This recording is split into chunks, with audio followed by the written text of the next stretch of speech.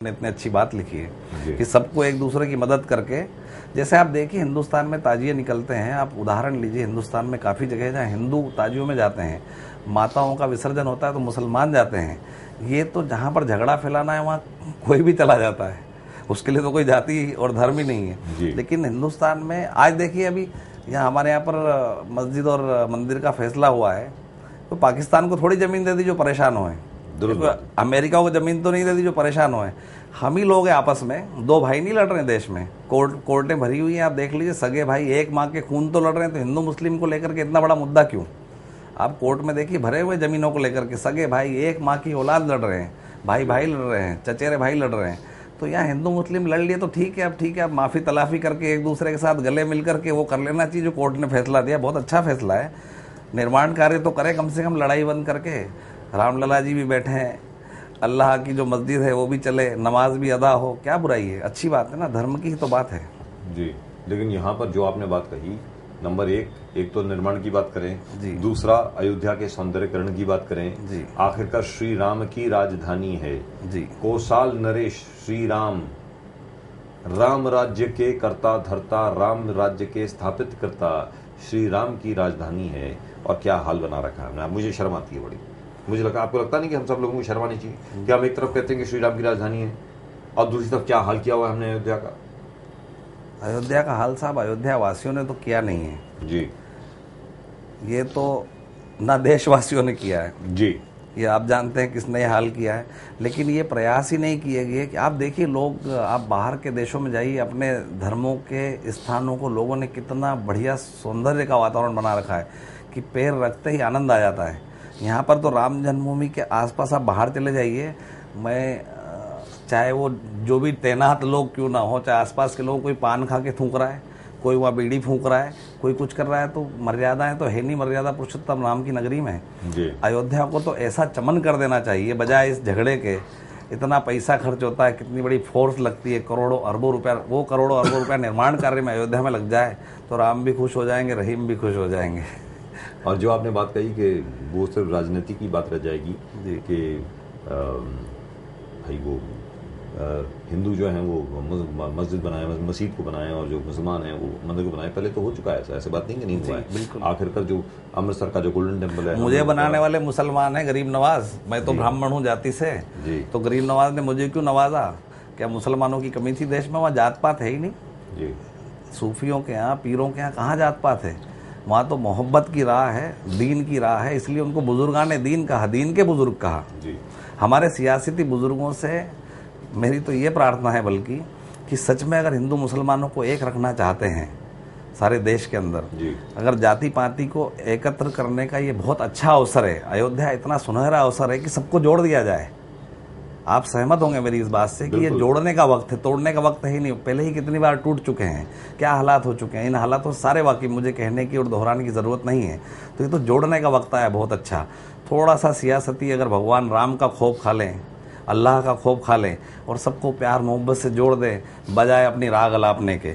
एक और जो सजेशन आया यहाँ पे, कृष्णा तरवे जी ने लिखा है कि शांति तब तक बहाल रहेगी जब तक के राजनीतिज्ञ अपना मुंह नहीं खोलेंगे। वही अगर वो जबान बंद करके रखे तो सब ठीक आएगा जी। बिल्कुल सही फरमाया उन्होंने, और वो जबान बंद करेंगे नहीं। उसका कारण उनको राम मंदिर में इतना इंटरेस्ट नहीं है जी, जितना कि उनको वोट मंदिर में इंटरेस्ट है।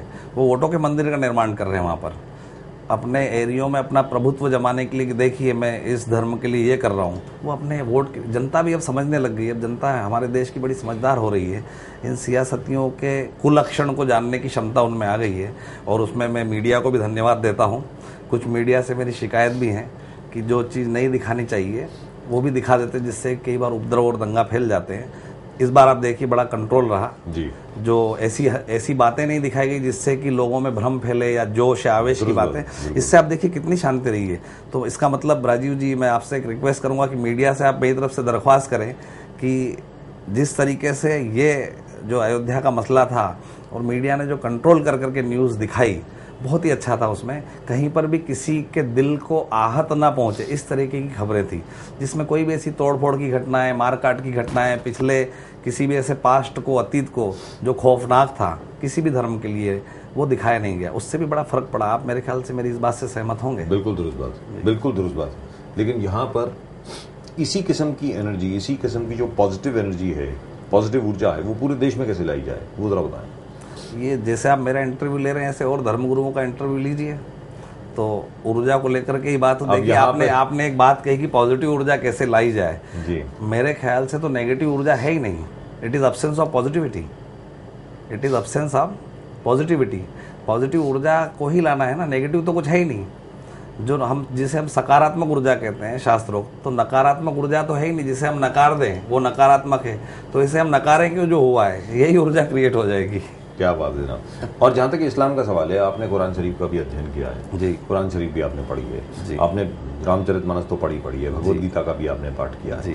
अब आप ये बताएं, जहाँ तक कुरान शरीफ का सवाल है, मुसलमानों का जहाँ तक सवाल है, उनको आप क्या मैसेज देंगे? मैं कुरान शरीफ की आयत से ही मैसेज देता हूँ जिसमें सब कुछ है। कुरान शरीफ में जी, अल्हम्दुलिल्लाहि रब्बुल आलमीन, अल्हम्दुलिल्लाहि रब्बुल आलमीन अर्रहमानिर रहीम मालिकी यौमिद्दीन इय्याक नअबुदु व इय्याक नस्तईन इहदिनस सिरातल मुस्तकीम सिरातल लज़ीना अनअमत अलैहिम गैरिल मग़ज़ूब अलैहिम वलज़्ज़ालीन आमीन। आप पहली लाइन देख लीजिए, अल्हम्दुलिल्लाहि रब्बुल आलमीन, रब आलम का। अब कुछ तो भाषा की लड़ाइयाँ हैं। आलम यानी सृष्टि, सृष्टि का खुदा रब। तो जब रब्बुल आलमीन, सारे रब का मालिक एक है, तो रब के मालिक के नाम से अलग अलग लड़ाइयाँ ही क्यों? कुरान शरीफ ने बहुत साफ कर दिया है कि सारी सृष्टि का परमात्मा, सारी इस कायनात का मालिक खुदा है। तो क्या गलत कहा है? अब उसको भाषा में लड़ लीजिए। आप देखिए अजान पे लोगों को अजान का हिंदी तर्जुमा कर लीजिए आप, लड़ाई आधी खत्म हो जाए देश में। अजान होती है सुबह सुबह, अल्लाहु अकबर जी, लेकिन वो हिंदी में नहीं है ना। तो कई लोग ऐसी मेंटिलिटी के हमारे देश में कि सुबह सुबह चिल्लाते, बोले देखो ये क्या चिल्ला रहा है ना। तो उसका अर्थ तो है ईश्वर महान है जी। तो ईश्वर महान है, हिंदी में अजान नहीं है ना, लेकिन हिंदी में अजान आप लगवा दीजिए, काफ़ी लड़ाइयाँ ख़त्म हो जाएंगी। और जहाँ हमारे मंदिरों में संस्कृत का प्रयोग होता है, अब जैसे कि अस्सलाम वालेकुम है ना, तो कई जो चुस्त लोग हैं, कट्टरपंथी लोग हैं, वो कहते हैं भाई राम राम कहो, लेकिन वो वही कह रहा है, सिर्फ उसकी समझ नहीं है, ना समझिए। अस्सलाम वालेकुम का अर्थ है कि अल्लाह आपको सलामत रखे जी। पलट के जवाब आता है वालेकुम अस्सलाम, कि भाई सलामत आपको भी अल्लाह रखे। उसका हिंदी कर लीजिए आप कि ईश्वर आपकी रक्षा करे, पलट के जवाब आता है रक्षा आपकी ईश्वर करे। तो भाषा भी बहुत बड़ी लड़ाई है हमारे देश में। भाषा का नहीं समझना भी इस देश में बड़ा ईर्ष्या और द्वेष का विषय बन गया है। उस चीज़ को मैं अपने लेवल से कोशिश कर रहा हूँ, प्रयास कर रहा हूँ। काफ़ी क्षेत्रों में जाकर के मैं कहता हूँ कि भैया अर्थ समझ ले तो आधी लड़ाई खत्म है। अर्थ ना समझना भी लड़ाई है। अर्थ ना समझना इसलिए अनर्थ होता है।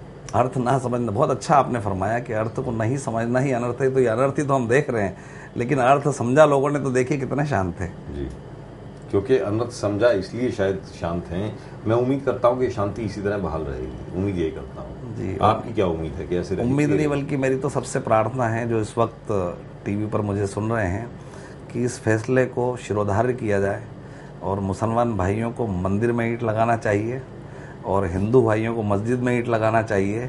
सारे सियासतियों के मुंह में ईंट चली जाएगी। मतलब जो मुसलमानों को जो ये ईंटें फिकवाते हैं और हिंदुओं को मस्जिद में, जो ये ईंटें फिकवाते हैं एक दूसरे पे, ये ईंटें अगर एक दूसरे के लिए लगा दें तो ईंटें फेंकना ही बंद हो जाएगी।